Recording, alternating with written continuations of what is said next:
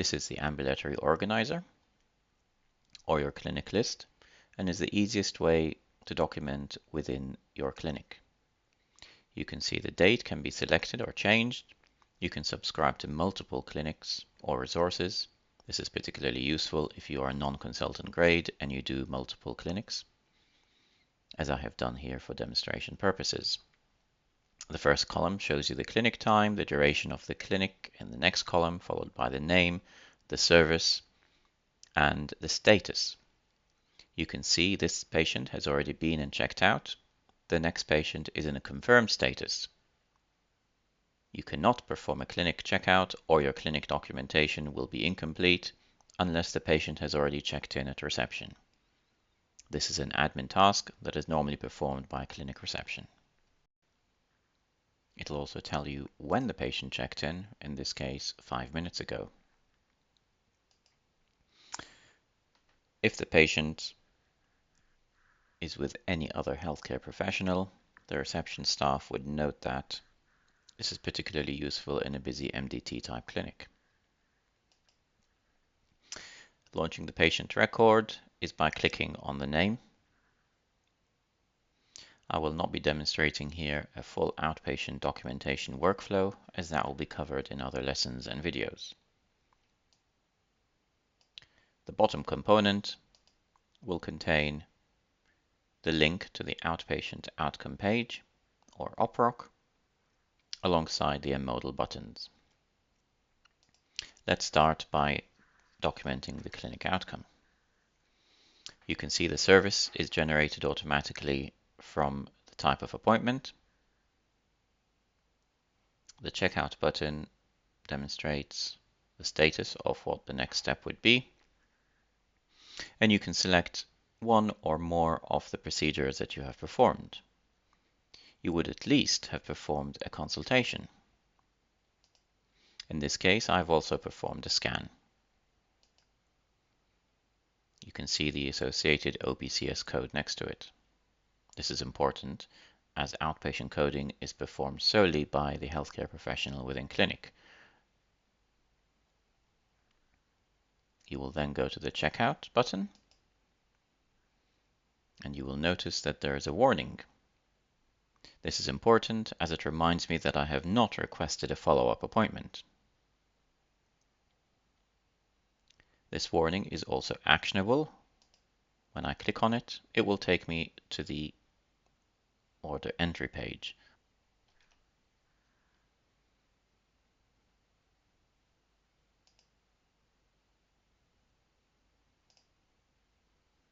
I would like the follow-up in the next 3 to 4 months. I will then sign, and you can see it will drop in my orders that I've requested. Click back and refresh, and you will see now that the system will recognize I have placed a scheduling order and the warning has gone.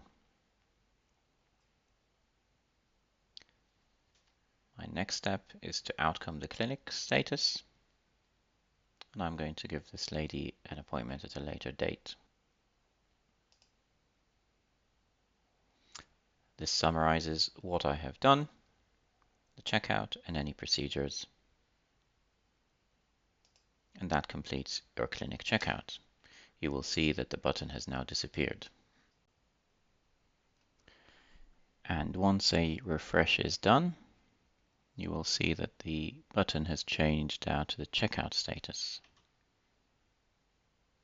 I will return now to my page in order to dictate my clinic letter.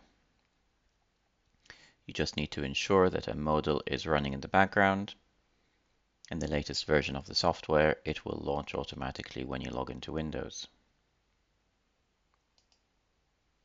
Clicking the button will initiate the process, and you can see the familiar page that you do your letters on today. It's pulled in the correct demographics, the number, the appointment time and date, and I'm ready to dictate my letter. It was a pleasure to meet you in my clinic today. I performed an ultrasound scan and explained the next steps in treatment. Full stop. I will see you in the future to discuss further treatment options. Full stop, new paragraph. The letter has now been completed, and I'm ready to add any recipients.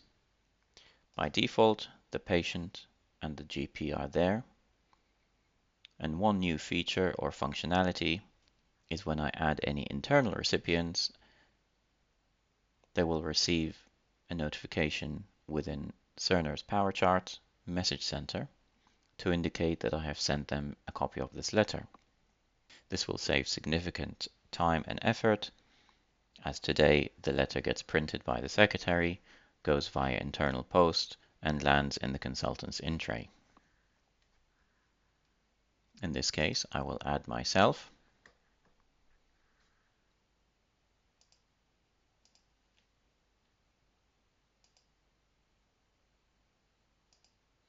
And I will sign the letter.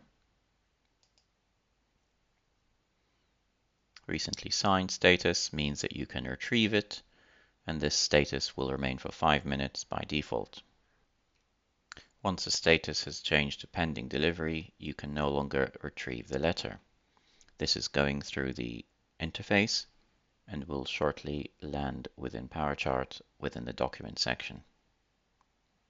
After this, a message will be sent to the consultant to notify them that they have received a referral or a copy of the letter. Go to the document component within the M page and refresh.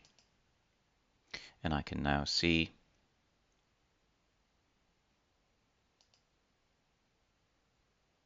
my outpatient clinic letter. You will notice that in this test example, the rheumatology clinic label has been associated with this letter, and that is purely because my test account on a Modal is associated with the rheumatology facility. I am now back to my ambulatory organizer and my message center. If I refresh and I look back at my document section, I will see I have a new letter. This means that the copy of the letter has been sent and landed in my message center. Double-clicking on it will show me a copy of the letter that I have just dictated.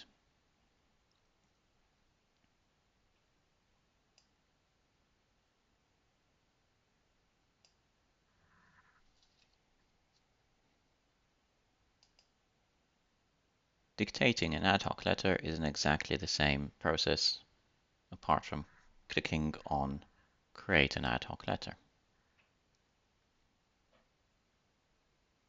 And this is exactly the same process as you would do today if you were to launch this from CRRS.